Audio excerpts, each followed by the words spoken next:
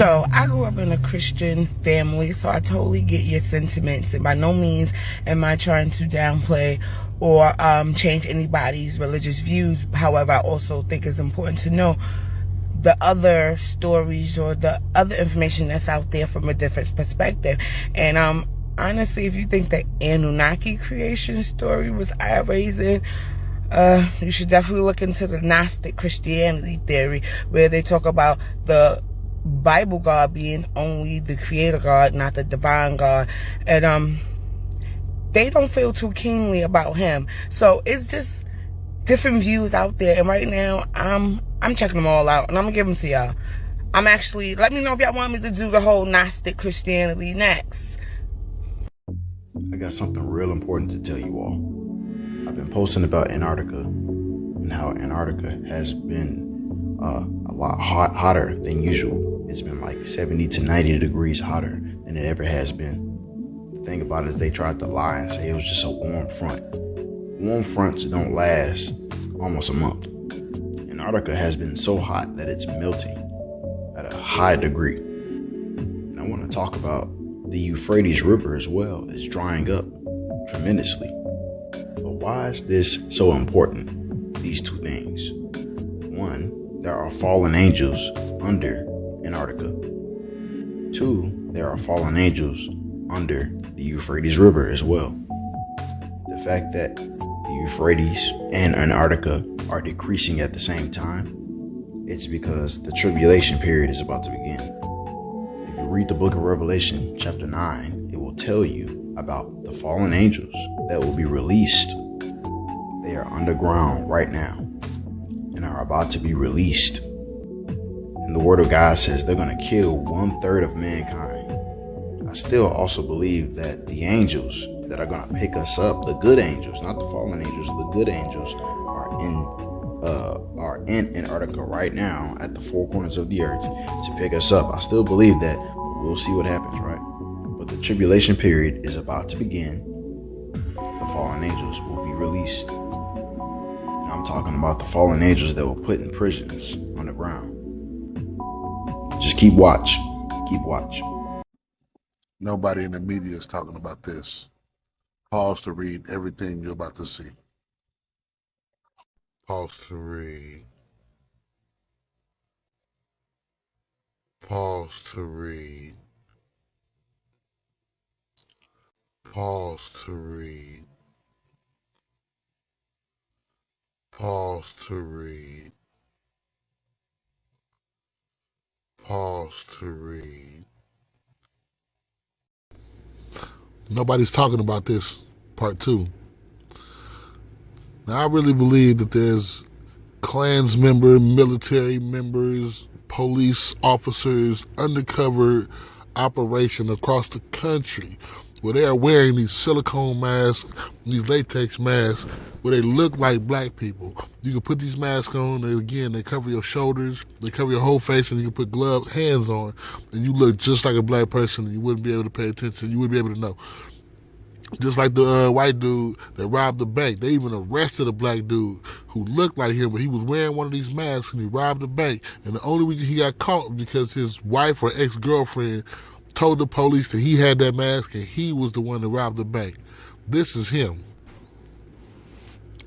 This dude, tell me he don't look like Charlemagne the God in that mask. He looked just like Charlemagne the God. And he robbed a bank wearing this mask. You would not be able to believe and tell that that was a white guy. And I strongly believe that they're going around doing drive-bys in all these major cities. St. Louis, Chicago, Boston, New York, Los Angeles. And they got these unmarked cars and they're wearing these masks and they're doing drive-bys in our neighborhoods. And the people call the police and say it was a black man in a black truck.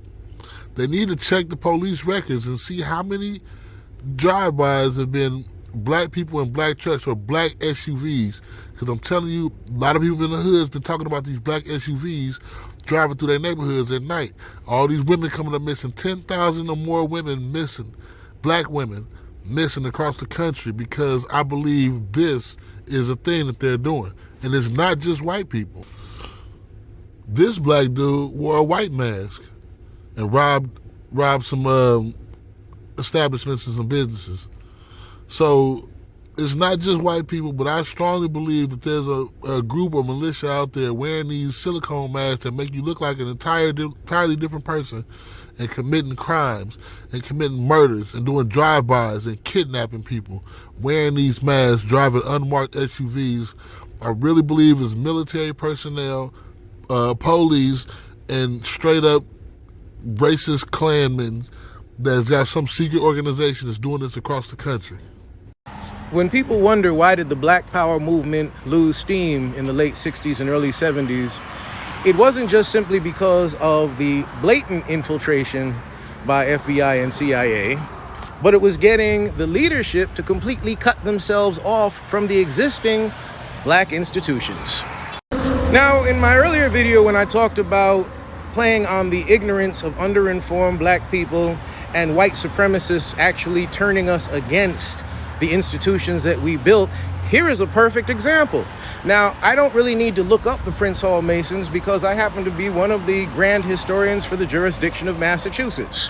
Now, if you look up the Prince Hall Masons, you're going to find some very interesting factoids. Like, for example, look up Lewis Hayden. Look up Walker Lewis. Look up David Walker.